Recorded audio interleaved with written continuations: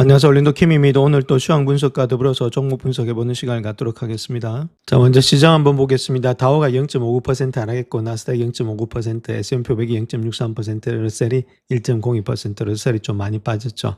자, 장막판에 아무래도 이란 자체가 참석하지 않겠다. 자, 그로 인해서 엄청나게 좀 한 30분 동안 많이 빠졌다. 이렇게 보시면 되겠고, 자, 그 다음 또 아침장에는 아무래도 벤스가 좀 출발하지 않겠다. 막 그런 것도 많았죠. 자, 그로 인해서 유가에 따라서 주가가 흔들렸던 그런 장세가 되고 있다. 이렇게 보시면 되겠고, 자, 주가가 하락했던 이유는 결국은 내부 펀더멘탈이 아니고 외부 변수죠. 즉 말해서 지금 전쟁 때문에 이렇게 하락이 되고 있는데, 자, 그럴 때 우리가 좀 매수 관점에서 우리가 바라봐야 될 때다. 자, 이렇게 우리가 보시면 되겠죠. 자, 다음 페어앤그리드 인덱스 한번 보겠습니다. 공포와 탐욕 지수 역시도 지금 이제 상당히 많이 일단 지금 그리드에 와 있죠. 자, 그런 가운데 있고 한 69 정도 나타나고 있다. 68 정도.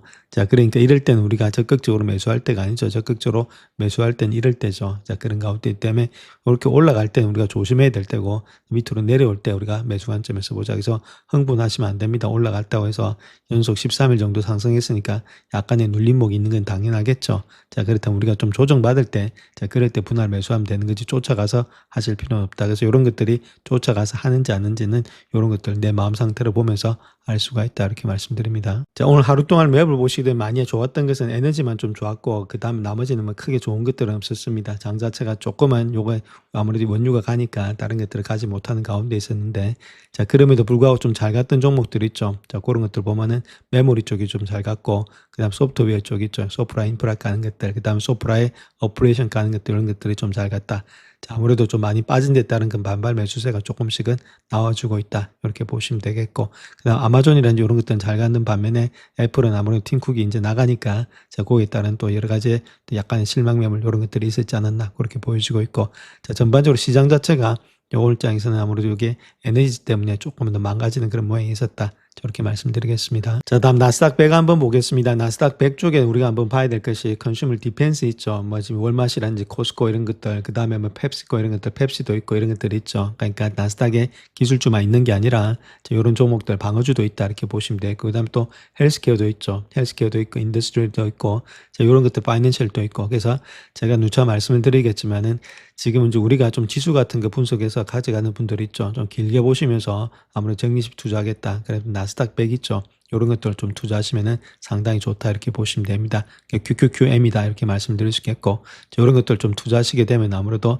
우리가 좀 길게 보시면서 투자하실 분들이 이 안에서 아무래도 다른 것보다는 뭐 스페이스X도 들어올 거고, 다 엔트로픽도 들어올 거고 하기 때문에 이런 것들을 좀 모아서 간다는 취지하에서는 아무래도 제가 적극적으로 추천하는 ETF다. 이렇게 보시면 되겠죠. 그래서 ETF는 이런 것들을 한번 체킹해 보시자. 이렇게 말씀드립니다. 자, 다음 러셀을 한번 보겠습니다. 러셀은 블루메르지 이런 것들 아직까지 상승되고 있죠. 그래서 에너지는 간다는 겁니다. 에너지와 크리도 이런 것들 있죠. 이런 것들은 갈 수밖에 없다. 나중에 보시면 아시겠지만은 지금 다른 것보다는 데이터 센터가 계속해서 딜레이가 되고 있습니다. 적재가 되고 있다는 게 좀 전력하고 이런 것들 연결하는 네트워크 연결하는 것은 항상 필요하다는 거겠죠. 자, 그런 것들 때문에 시총 1, 2가 달리고 있다. 이렇게 보시면 돼요. 그래서 인프라, 데이터 인프라 까는 회사들 자세히 보시고 그런 종목들에 투자를 해야 된다. 그 다음에 에너지는 아무래도 달리고 있으니까 오늘 장에서는 상당히 좋았죠. 그러니까 다른 종목들이 거의 힘을 못 쓰고 있었다. 이렇게 말씀드립니다. 자, 그래서 하루 동안의 퍼포먼스 보시게 되면 거의 다 하락을 했죠. 에너지 빼고는 전부 전 종목이 다 하락을 했다는 겁니다. 11개 섹터 중에 하나 빼고는 다 하락했다.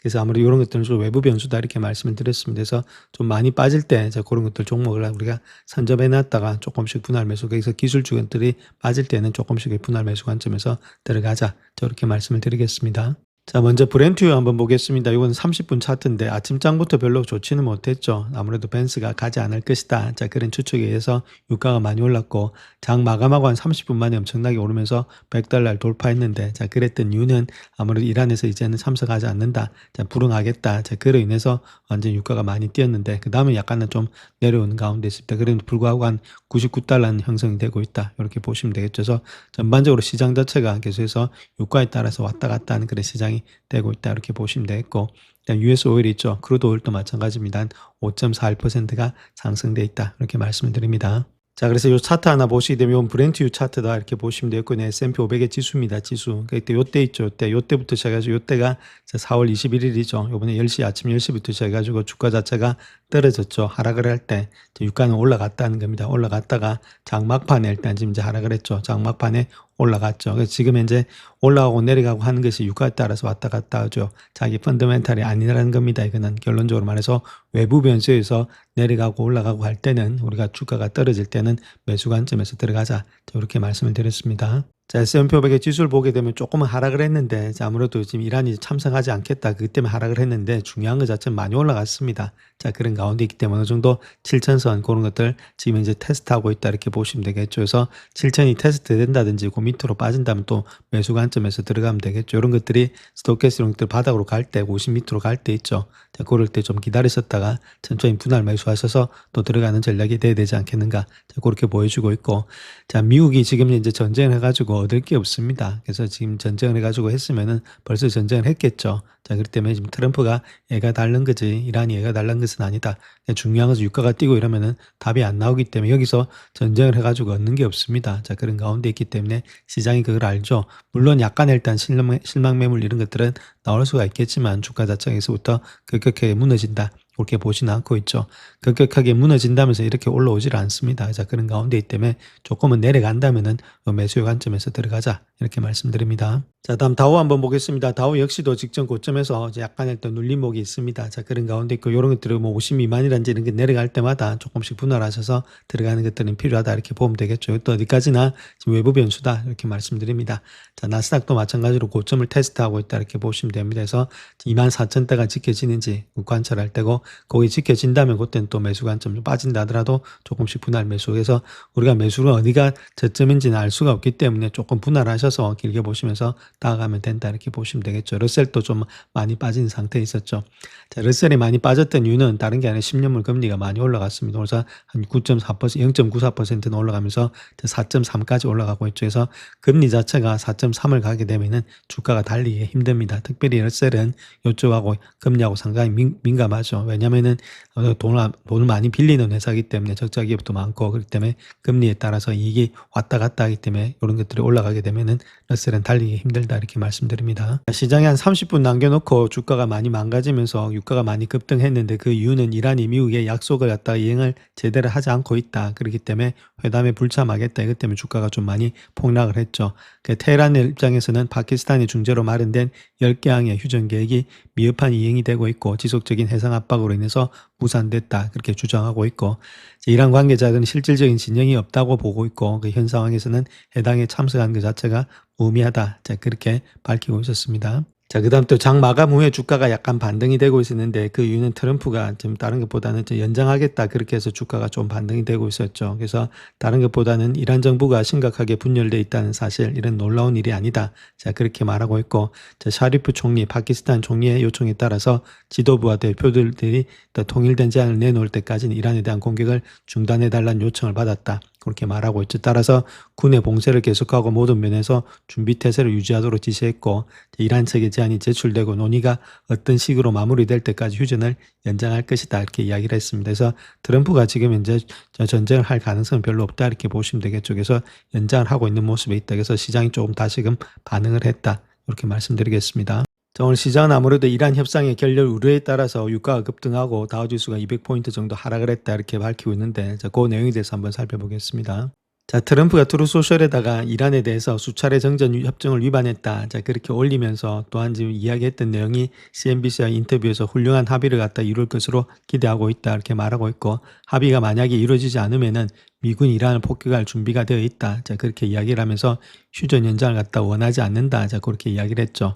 뉴욕타임즈에서 이야기했던 내용은 지금 현재 아무래도 이란 측의 무응답으로 인해서 제디 벤스 부통령의 이란 협상 참관 일정이 연기되었다. 그렇게 말을 하고 있습니다. 결론적으로 이란이 이런 것들 때문에 참석을 하지 않겠다. 그 이야기를 하고 있죠. 자, 물론 휴전 만료를 앞두고 지금 투자자들이 좀 불안감을 느끼고 있고 시장 반등세가 다소 둔화됐기 때문이다. 그렇게 말을 하고 있죠. 자, 그럼에도 중요한 건 우리가 실적에다가 집중해야 되는데 1분기 실적은 매우 견조했다는 겁니다. 두 자리 숫자의 성장률이 예상된 데다가 매출도 강세를 보였다. 그래서 이러한 점은 현 시점에서는 결코 간과할 수 없는 부분이다.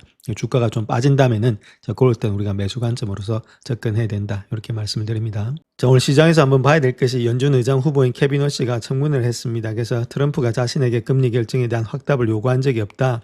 요렇게 이야기를 하고 있는데, 자, 실질적으로 보게 되면은 물론 뭐 합당을 요구한 지 있는지 없는지 우리가 알 수가 없습니다. 근데 요 사람 입장에서 본다면은 요 사람은 스몰 가버먼트를 원하는 사람이죠. 자, 보통 보면은 정부 측인 입장에서 본다면은 리퍼블릭, 즉 말해서 공화당은 스몰 가버먼트를 원합니다. 정부 기능을 좀 축소해서 기업들에서 세금을 많이 나눠줘서 기업들이 잘 되게끔 해서 고용을 창출하고 그렇게 하기를 원하죠. 민주당 같은 경우는 조금 더 빅 가버먼트를 원하고 있고, 그렇기 때문에 중요한 것은 대차 대조표 있죠. 그래서 연준의 대차 대조표를 갖다가 축소하려는 그런 경향이 있다 이렇게 보시면 됩니다. 그래서 이 에셋 안에는 자 뭐가 있냐면 반대도 있고 MBS도 있고 뭐 부동산 채권도 있고 이렇게 있죠. 자, 그렇기 때문에 이 반대를 팔아가지고 그 돈을 갖다 연준에다가 갖다 넣겠죠. 반대가 나가고 캐시는 들어오게 되겠죠. 그러면 캐시가 시중에는 일단 돈이 없어진다는 이야기입니다. 돈이 없어진다는 말은 시중에 돈이 말랐다. 그렇다면 금리는 올라갈 수밖에 없겠죠. 자, 금리가 이렇게 해서 올라가니까, 자, 반대를 팔면서 금리가 올라가니까 결국은 금리를 내려야 되지 않겠는가. 자, 그런 이념을 가지고 있는 것이 케빈 워시라는 거죠. 그래서 트럼프가 자신에게 금리 결정을 했다가 확답을 요구한 적이 없다. 말은 그렇게 하고 있지만은 실질적으로 금리를 인하하려는 그런 입장이 있는 것이 케빈 워시다. 이렇게 보시면 되겠고, 근데 중요한 거는 파월 의장 자체가 아직까지도 수에 관련돼 있는 가운데 있죠. 트럼프가 일단은 그 지금 이제 연준에 있는 건물 갖다가 매입하는 데서 돈을 많이 지급하고 매입을 했다 해가지고 그것 때문에 수가 들어가 있는데, 이게 또 실질적으로 트럼프가 지금 이제 완전히 취소를 하려는 그런 입장이 없습니다. 그런 가운데 있던 적어도 6월달 정도 돼야만이 케빈 워시가 이걸 갖다가 취임을 하지 않겠는가 그렇게 보여지고 있죠. 시간이 좀 많이 걸릴 것으로 현재로서는 보여지고 있습니다. 자, 또한 워시 같은 경우에는 인공지능의 영향에 대해서는 상당한 연구가 필요하다. 자, 그렇게 이야기를 하고 있습니다. 우리가 지금 이제 워시에 대해서 계속해서 말씀드리는 이유는 경제 대통령이죠. 그래서 이 사람의 정책 방향에 따라서 시장이 많이 왔다 갔다 합니다. 통화 정책. 그래서 이 사람에 대해서 우리가 좀 깊이 있게 알고 계셔야 된다. 이렇게 말씀드립니다. 자, 뱅크 오브 아메리카는 지금 현재 시장 자체가 상승 후에 급락을 겪었는데 앞으로 어떤 일이 벌어질지, 자, 거기에 대해서 현재로서 이야기를 하고 있습니다. 자, 그래서 최근에 주가 자체가 사상 최고치로 끌어올린 주식의 그런 급등세 자체는 상승세의 급락이었다. 그렇게 말하면서 뱅크 오브 아메리카는 좀 신중한 접근이 필요하다. 그렇게 이야기를 하고 있죠. 상승세 급등이라는 것은 갑자기 치솟는 현상을 말하고 있는데, 변동성이 큰 시장에서 투자자들이 예상치 못한 상승세를 쫓으면서 거품이 형성될 가능성이 높다. 이렇게 말을 하고 있죠. 그래서 코로나19 팬데믹 발생 이후에 2020년도에 시장의 급격한 회복세를 설명하는 데 사용됐다. 좀 숏스퀴즈가 나왔다는 겁니다. 주가가 많이 올라갔다가 내려갔다가 올라가는 데 있어서 여기서 일단 지금 이제 매도했던 세력들이 계속해서 일단 정리를 하면서 주가는 더 많이 급격하게 반등이 됐다. 그 이야기를 하고 있죠. 그래서 이런 표현 자체가 시장 자체에 있어서의 상승세를 묘사하는 데도 사용될 수 있는데, 나스닥이 이런 것들이 최장기간을 기록했다는 게 있죠. 13일 연속. 자, 그렇기 때문에 어느 정도 올라가서 조금 쉬어야 될 그런 관점도 있고, 아직까지 전쟁이 계속되는 상황이기 때문에 이런 것들을 좀 위험할 때가 됐다. 자, 그 이야기를 하고 있죠. 그래서 나스닥 자체가 현재 사상 최고치 가까운 25%의 변동속 속에서 13일 연속 상승세를 기록했고, 이거는 지수가 코로나19 팬데믹 시기와 맞먹는 수준의 상승세를 보인 것 자체가 상승 후 급락 현상을 보여주고 있다. 약간 일단 거품이 끼었다 그 말입니다. 그래서 거품과 같은 가격 움직임이 나타난다 그렇게 이야기를 하고 있죠. 지금이 그런 장이 되고 있다 그 이야기를 하고 있고, 자, 칩 GPT 시대 최고치를 경신한 반도체, 그다음에 AI 관련된 업종의 일부 종목들이 버블의 위험 지표에 나타나고 있다. 그래서 지난주 랠리에서 변동성이 지지를 보내는 모습은 예상되는 버블의 역학과 더욱더 일치한다. 너무 많이 올라왔기 때문에 일부는 버블이다 그 이야기를 하고 있죠. 자, 은행 측은 이러한 환경에서 투자자들이 유연성을 유지하는 게 중요하다 이렇게 말하고 있고, 지금 아무래도 다른 것보다는 빅스 매수가 좀 가능하지 않겠는가. 그 이유는 공포지수로 여기는 지표가 가격이 급등할 때는 이익을 얻는 동시에 또 위험을 제한할 수 있기 때문이다. 그렇게 말하고 있고, 자, 특별히 기술주 비중이 높은 나스닥 100 지수 옵션이 S&P 500의 변동성의 스프레드보다는 유리하다 그렇게 이야기를 하고 있죠. 그 이유는 나스닥 100 지수가 AI 수혜 기업의 주가 상승에 더 큰 영향을 받을 가능성이 높기 때문이다. 자, 그렇게 이야기를 하고 있습니다. 자, 기본적인 요소들이 불확실성으로 바뀌는 변동적인 환경 안에서는 선택권이 여전히 중요하다 이렇게 말을 하고 있는데, 자, 물론 여러 가지 뭐 스프레드는 일들 콜이라든지 아니면 빅스 지수를 이용해서 옵션 거래를 해라는데, 자, 우리는 이런 것들 하기보다는 주가가 좀 빠지면은 매수 관점에서 들어가시고 조금 더 기다렸다가, 자, 그럴 때 들어가는 게 낫겠죠. 분할 매수로. 자, 그런 것이 더 중요하지. 뭐 스프레드를 잘한다고 해서 주식을 잘하는 건 아닙니다. 장기적으로 볼 때 나스닥은 지금 현재 새로운 빠른 진입의 기회를 고려해 볼 때 IP 파이프라인에 대한 비대칭적인 노출을 가지고 있기 때문에 AI 붐과 궁극적인 불황 모두에 대해서 효과적인 해지 수단이 될 것이므로 S&P 500의 변동 스프레드보다는 나스닥을 보유하는 것을 계속 선호한다. 그렇게 말을 하고 있죠. 그래서 우리가 할 일은 나스닥 100 같은 거 있죠. 자, 그런 것들 계속해서 일단 떨어질 때마다 조금씩 분할 매수하셔서 들고 가는 전략이 가장 좋은 전략이다. 자, 이렇게 말씀을 드리겠습니다. 자, 다음 CD은행 같은 경우에는 호르무즈 해협에 대한 세 가지 시나리오와 각 시나리오에서 유가가 어떻게 변동할지, 자, 거기에 대해서 이야기하고 있는데 그 내용에 대해서 한번 살펴보겠습니다. 자, CD은행 같은 경우에 있어서는 호르무즈 해협 자체가 차질을 계속해서 빚는다면 6월 말까지 유가가 배럴당 130달러까지도 급등할 수 있다. 자, 그렇게 이야기를 하고 있고, 지금 2주간의 휴전 종료 시간을 앞두고 하루도 연결됐지만은 이런 것들의 해협이 완전히 개방되는지 그 여부가 시장 회복의 핵심이다. 그렇게 말하고 있습니다. 자, 그렇게 되지 않을 경우에 있어서는 유가 자체는 계속해서 상승될 수밖에 없다. 이렇게 말하고 있고, 자, 미국이 중재한 레바논 휴전에 따라서 아무래도 해상 운송료가 잠시 재개됐지만 트럼프가 다시금 이란의 항구로 봉쇄를 해제를 거부하면서 곧바로 다시 해협이 폐쇄됐죠. 그래서 다시 협상이 되고 안 되고 있는 가운데 있는데, 시간이 가면 갈수록 유가는 계속해서 올라갈 수밖에 없다. 그 이야기를 하고 있습니다. 자, 가장 좋은 시나리오를 보게 되면은 아무래도 지금 이제 휴전 연장 협정이 이번 주에 체결이 되고 5월 한 달 동안의 해협을 통한 석유라든지 가스 흐름이 점진적으로 재개되면은 6월 말까지 아무래도 이전 수준으로 도달할 것이다. 이 가장 좋은 시나리오고, 이러한 시나리오에서는 전 세계 원유, 석유 제품 재고가 한 9억 배럴 감소할 것으로 추산이 되고 있다. 자, 그런 가운데이기 때문에 2분기 배럴단의 평균은 95달러를 기록한 후에 3분기, 4분기에는 80달러, 75달러로 하락하는 추세와 일치한다. 그렇게 이야기를 하고 있죠. 그래서 하루하루 한 1300만 배럴의 원유와 석유 제품을 소비하고 있는데, 이런 것들의 시나리오가 강세 시나리오 된다면 충분히 하반기 가면은 제대로 된 가격이 된다. 그 이야기를 하고 있죠. 자, 그런데 만약에 또 호르무즈 해협을 통한 원유 흐름이 한 달 더 차질을 빚는다. 그렇게 했을 땐 우회 소송이 계속해서 될 경우에는 총 손실량이 13억 배럴까지도 증가될 수 있다. 자, 그렇게 했을 때는 2분기 배럴당 110달러까지 상승한 후에 3, 4분기 때는 90달러, 80달러로 하락할 것으로 보여지고 있다. 이렇게 보고 있죠. 그래서 최악의 시나리오는 4월 20일부터 시작해서 8주에서 9주 동안의 공급 차질이 지속될 경우에는 17억의 배럴의 원유 손실이 발생한다. 그때는 원유 재고가 사상 최저 수준으로 떨어질 수 있다. 이렇게 말하고 있습니다. 그럴 경우에는 3분기까지 배럴당 130달러가 유지되다가 연말에는 100달러까지도 하락을 한다. 그렇게 이야기를 하고 있죠. 그래서 아무래도 지금 이제 가장 좋은 시나리오로 가야 되는데 이제 이렇게 했을 때는 주가 자체도 올라가기는 그렇게 쉽지가 않다. 이렇게 말씀드릴 수 있겠고, 어쨌든 빨리 끝나야 되지 않겠나. 그렇게 보여집니다. 자, 여러 가지 가능성에도 불구하고 CD는 문제 해결 핵심은 미국과 이란 그리고 여러 인접국, 동맹국들이 중동 전역의 에너지 기반 시설이 광범위하게 파괴되는 그런 최악의 시나리오에 대한 반감을 드러내는 데 집중하는 거다. 그렇게 말하고 있죠. 그렇기 때문에 완전히 다 파괴된 것은 원치는 않죠. 임접국 역시도 마찬가지로. 자, 그런 가운데 있기 때문에 어느 정도 조율은 일어나지 않겠는가. 자, 그렇게 보여집니다. 자, JP모건 같은 경우에 있어서는 미토스 모델이 AI 거래를 갖다 뒷받침함에 따라서 S&P 목표치를 갖다 상향 조정하겠다. 그렇게 밝히고 있는데 그 내용에 대해서 한번 살펴보겠습니다. 자, JP모건 같은 경우는 미토스의 AI 모델 공개 이후에 인공지능 관련된 투자가 S&P 500 지수를 갖다 새로운 최고치로 끌어올릴 것이다. 그렇게 말하면서 S&P 500의 연말 목표치를 7,200에서 7,600으로 상향 조정한다. 그렇게 말하고 있죠.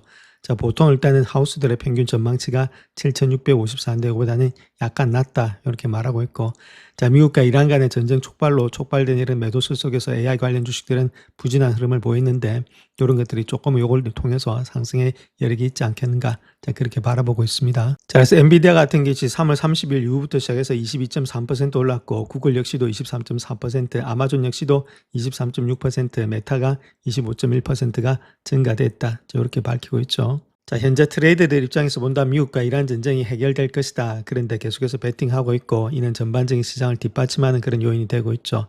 자, 하지만 상승세를 더욱더 견인하는 요인은 아무래도 엔트로픽의 미토스 프리뷰 AI 모델 공개 때문이다. 이렇게 말을 하고 있고, 특별히 엔트로픽의 미톡스 관련 기사가 핵심의 촉매제 역할을 했다. 자, 그렇게 말할 수 있는데 4월 7일 이후에 S&P 500의 AI 기업 중에서 66%가 상승세를 보였다.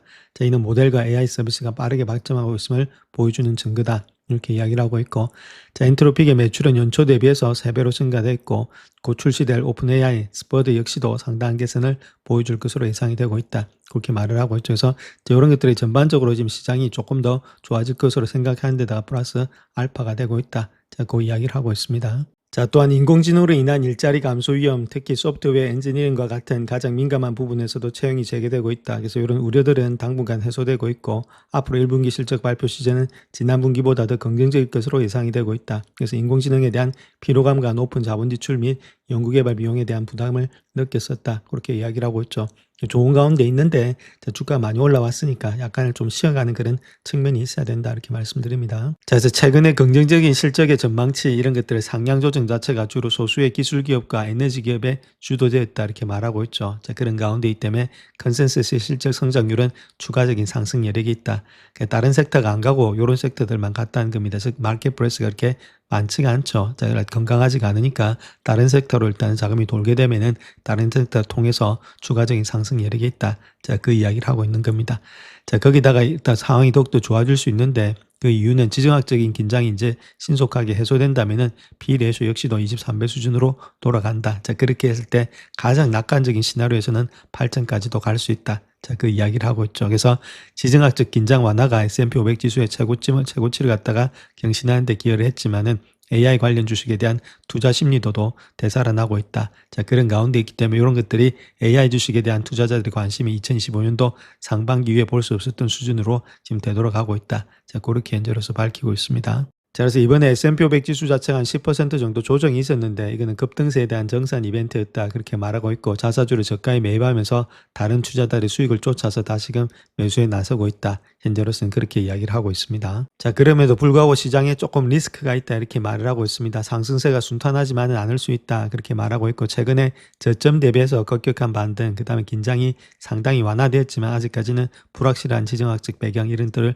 고려해 볼 때 상승 궤도를 재개하기 전에 단기적인 조정 국면에 진입할 가능성이 상당히 위험이 있다. 지금이 좀 그런 상태가 되고 있죠. 그래서 배럴당에 $90 수준에서 맴도는 유가를 고려해 볼 때도 시장에 더 낙관적인 전망을 내놓은 것 자체가 중대한 새로운 긴장 구조가 없을 것이란 전제에 기반하면서 이런 것들이 되고 있다. 그래서 중요한 거는 전쟁이 종식되어야만이 주가는 더 많이 갈 수 있다. 그 이야기를 하고 있죠. 그렇기 때문에 조금은 조심을 할 때다. 그 이야기를 하고 있고 특별히 우량 성장 기업에 대해서 집중 투자를 해야 된다. 그렇게 말을 하고 있죠. 이런 것들이 가장 중요한 내용인데 가장 중요해서 고착화된 그런 인플레이션에 대한 자연스러운 해지 수단이 되는 것 자체는 아무래도 지금 이제 변동성이 낮은 기업에다가 투자하는 것이다. 이렇게 말을 하고 있습니다. 그래서 반은 가장 중요한 우량 성장주하고 반은 조금은 아무래도 가치주 중심으로 매매를 하자. 자, 그 이야기를 JP모건에서는 하고 있습니다. 자, 경제지표 한번 보겠습니다. ADP 민간 고용 자체가 39,300이 나왔는데 저번에가 이번에 54,750이니까 좋게 나왔죠. 리테일 세일즈 마찬가지입니다. 1.4를 예측했는데 1.7이 나왔고 저번보다도 좋게 나왔다. 정말 아직까지도 소비가 좀 살아있다는 겁니다. 인플레이션 올라가도 이런 것들이 지금 미경제를 뒷받침하고 있다. 이렇게 보시면 되겠고 그 다음 펜딩 홈세일이 있죠. 이것도 좀 늘어났습니다. 저번 0을 예측했는데 1.5로 늘어났고 뭐 저번보다는 약간 낮아진 가운데 있다. 자, 그 다음에 애틀란타 페드의 GDP 나올 본다면은 1.3을 예측했는데 1.2 이것이 조금은 줄어들었죠. 나머지는 뭐 크게 나쁜 건 없었다. 저렇게 말씀드립니다. 자, 다음 요 차트 하나 보시면 S&P 500하고 소비자 심리 지수 있죠. 그걸 비교해 놓은 건데 상당히 일단 지수는 좋은데 소비자 심리는 상당히 안 좋다는 겁니다. 자, 물론 소비 지출은 좀 나은데 그럼에도 불구하고 심리는 상당히 안 좋은 가운데 있죠. 그래서 괴리가 이렇게 많이 벌어진 적이 없는데 이번에 그 괴리가 상당히 많이 벌어져 있다. 자, 그렇게 보시면 되겠죠. 자, 다음 요 차트 하나 보시면 이건 개인들의 자금 있죠. 캐시가 아무래도 좀 흘러 들어오지 않겠는가. 자, 그렇게 이야기를 하고 있습니다. 4월 15일 이후부터 시작해서는 스타델에서 이야기하고 있는 내용인데 아무래도 지금 4월 15일 일단 세금 납부기일이었죠. 그 이후부터 시작해서는 아무래도 시장 자체에 돈이 좀 들어올 가능성이 많이 있다. 저 개인들 자금 자체가 그렇다면 유동성이 조금은 랠리가 될 수도 있다. 이렇게 말씀드립니다. 자, 그래서 반다 리서치 같은 경우에는 4월 20일에 개인 투자가들의 개별 종목 매수량이 4월 6일 이후에 최고치를 기록했다. 자, 그렇게 밝히고 있고 4월 15일에 세금 신고 만가임을 앞두고 개인 투자가들이 시장으로 복귀하는 계절적인 추세를 반영한 것이라고 분석이 되고 있는데 자, 핵심은 투자 유형 전반에 걸쳐서 자금 흐름이 수렴되기 시작했다는 점이고 자, 그동안 빠져 있었던 부분이 개인 투자가들이 이제는 그 모멘텀이 형성이 되고 있다. 그렇게 말하고 있죠. 그래서 5월까지 광범위한 투자에 참여가 지속된다. 미증시는 상승세를 이어갈 가능성이 높다. 저렇게 이야기를 하고 있습니다. 자, 그래서 이 차트 하나 보시면 거래량이 좀 많이 늘어나고 있죠. 그래서 유동성이 이렇게 공급이 된다면 주가는 계속해서 올라갈 가능성이 있다. 자, 그 이야기를 하고 있습니다. 자, 미국의 데이터 센터의 구축 사업이 예정보다 뒤처지고 있다 이렇게 말하고 있고 데이터에 따르면 2010년도 완공 예정인 미국의 데이터 센터 프로젝트의 한 40%가 3개월 이상 지연될 예정에 있다. 위험에 있다 이렇게 말하고 있죠. 그래서 2017년도 완공 예정인 프로젝트 60% 이상은 4월에 현재 아직 착공조차도 못하고 있다. 자, 그런 가운데 있죠. 그래서 2027년도 완공 예정인 프로젝트만 해도 50기가와트 규모로서 원자력 발전소의 50기기의 출력에 해당되고 있지만 대부분의 프로젝트에서는 아직 건설 활동이 전무한 실정이다. 주요 제약 원인으로서는 전문 인력, 가스터빈, 변압기, 만성적인 부족과 더불어서 인허가 절차의 어려움, 그리고 외딴 지역에서의 인건비가 최대 30%까지 상승하는 것이다. 자, 그런 가운데 있죠. 데이터 센터 상당히 지금 좀 오래 걸린다는 이야기입니다. 자, 그렇다면 우리가 여기서 봐야 될 것이 뭐 전력이라든지 이런 것들, 그렇게 해서 아무래도 이런 것들이 더욱더 원자력이라든지 이런 것들이 더욱더 많이 상승하지 않겠는가. 자, 그렇게 볼 수가 있겠죠. 자, 그래서 파이낸셜 타임즈 자료 한번 보시게 되면 딜레이 되는 리스크가 상당히 크다는 겁니다. 90일 이상 되는 것이 2017년도 이 정도 되고 있고 착공도 못한 거 아예 뭐 아무것도 되지도 않는 것이 한 3분의 2나 차지하고 있죠. 2010년도도 마찬가지로 3분의 1 정도를 차지하고 있다는 겁니다. 자, 그만큼 딜레이 될 가능성이 많이 있다. 이렇게 보면 되겠죠. 그렇다면 AI가 약간은 또 이런 것들 때문에 뒤처질 수 있다. 그렇게도 우리가 보실 수가 있겠습니다. 그래서 중요한 거는 누가 빨리 이렇게 지금 데이터 센터를 장악하고 있느냐. 자, 그것이 문제겠죠. 그래서 지금 오픈 AI에서 이야기하고 있는 내용이 다른 것보다는 좀 엔트로픽 있죠. 오픈 AI하고 지금 엔트로픽하고 이야기를 하고 있는데 이제 자기들은 없습니다. 엔트로픽 자체는 이런 게. 근데 여기 오픈 AI는 이런 것들을 데이터 센터를 자기들이 좀 가지고 있으니까 훨씬 더 용량이 많죠. 그래서 얘들은 자꾸 끊김이 발생하고 있으니까 자, 그런 데서 경쟁력이 있는 거 아니냐. 자, 그렇게 지금 이제 이야기를 하고 있는 것도 있습니다. 자, 현재 미 시장에서 본다면 풋콜 레이쇼 자체가 지금 이제 0.54까지 떨어져 있습니다. 자, 그만큼 0.54란 말은 아무래도 콜이 상당히 많이 들어왔다는 이야기가 되겠죠. 자, 콜이 많이 들어왔다는 이야기는 아무래도 또 숏스퀴즈가 좀 많이 발생했다 이렇게 보시면 되겠습니다. 자, 그런 가운데 이 때문에 변동성이 상당히 심하기 때문에 지금 이제 올라가서 쫓아가서 잡을 필요는 없다 이렇게 보시면 되겠죠. 자, 유나이티드 헬스 그룹 자체의 주가가 예상치를 뛰어넘는 5년 만에 최대 이익을 증가를 갖다 기록하면서 급등했다 이렇게 말하고 있는데 의료 비용 비율이 상당히 낮았죠. 낮을수록 좋은데 2년 만에 최저치를 기록했다는 겁니다. 비용이 낮았으니까. 자, 그로 인해서 또한 의료 서비스 비용률은 여전히 평소보다 높은 수준을 유지했다. 이렇게 말을 하고 있죠. 비용은 줄어들었고 이익은 많이 늘어났다. 그래서 급등을 했다. 자, 그 이야기를 하고 있습니다. 자, 올해 초에 유나일 같은 경우는 어려운 출발을 벌였죠. 1월에 연간 매출이 한 2%는 감소할 것이다. 그렇게 발표를 했고 또 메디케어 어드밴티지 보험료 인상률이 예상보다 낮게 나오면서 주가가 급락을 했죠. 근데 인상률 이후 발표됐는데 훨씬 높은 2.48%였습니다. 그로 해서 어느 정도 일단은 좀 안심이 되었고 가장 중요한 것은 향후 1분기 실적이 전망이 밝다는 것을 의미하고 있는데 지금 이제 주당 순이익 EPS가 18.25달러 정도 되고 있죠. 그래서 백셋이라든지 하우스에서 예상했던 17.86보다도 훨씬 더 상회하는 수치다. 자, 그로 인해서 지금 주가가 뛰고 있다 이렇게 밝히고 있습니다. 자, 회사는 1분기에 지금 매출 자체가 1117억 달러 갖다 매출을 기록했는데 백셋의 예상치인 1094억 달러보다도 상회했다는 거죠. 그래서 모든 것들 EPS라든지 매출을 다 비트했다 이렇게 보면 되겠고 주당 수익도 7.23달러로서 6.58달러를 갖다가 비트를 했다 이렇게 보시면 됩니다. 자, 그 중에서도 가장 중요한 것이 2021년도 1분기 이후에 가장 컸다는 거죠. 이번에 실적의 호조폭 자체가 그래서 순이익은 65억 달러로서 작년 같은 분기와 동일한 수준이 되고 있다. 이렇게 말하고 있는데 자, 요번에 일단은 현재 반등 조짐을 보이고 있거나 최소한 투자자들이 긍정적으로 평가하는 그런 안정세를 나타내고 있는데 그 이유가 가장 주목해야 될 부분이 아무래도 마진율이다 이렇게 보면 되겠죠. 그래서 마진율이 상당히 좋았기 때문에 이게 아무래도 이런 것들의 성장치라든지 이게 질이 상당히 좋았다. 그렇게 이야기를 하고 있습니다. 자, 유나이티드 헬스는 또한 의료비 비율이 있죠. 건강보험료 중에서 의료비 비율 지출 여기 예상보다 양호했다 이렇게 밝히고 있는데 1분기 의료비 비율은 83.9%로서 백셋의 예상치인 85.5%를 하회했다. 2년 만에 최저치를 기록했다는 겁니다. 강력한 의료비 관리와 유리한 준비금의 적립 이런 것들을 이유로 들었지만 개선은 평소보다 높은 의료 이용률을 영향을 받았다 이렇게 밝히고 있죠. 이런 것들도 지금 이제 마진의 상승폭을 많이 이끌어왔다 그렇게 보시면 되겠습니다. 자, 그 다음 또 중요한 마진의 상승폭이 됐던 것이 유나이티드 헬스 그룹의 건강보험계획법 ACA 플랜의 가입자 수가 전년 대비해서 8%나 감소되고 있다. 이런 것들이 감소되니까 이런 것들은 비용이 많이 나가는데 비용을 절감할 수 있다는 이야기입니다. 그래서 ACA 플랜의 가입자는 770만 명으로서 지난해 같은 해 840만 명에 비해서 상당히 줄어든 수치가 되고 있다. 이렇게 말하고 있고 특별히 개인 ACA 오마바케어의 사업은 계속해서 위축되고 있다. 그렇게 말하고 있고 2010년도에는 전체 가입자 수의 한 3분의 1가량이 감소될 것으로 예상이 되고 있다. 이렇게 말하고 있죠. 자, 이런 것들 아무래도 돈이 안 되니까 자기들 입장에서는 상당히 좋다. 그래서 마진율의 상승폭이 이런 데서 일어나고 있다. 그 이야기를 하고 있습니다. 영상을 끝까지 시청해 주셔서 감사합니다. 영상이 도움이 되셨다면 구독과 좋아요 부탁드립니다. 감사합니다.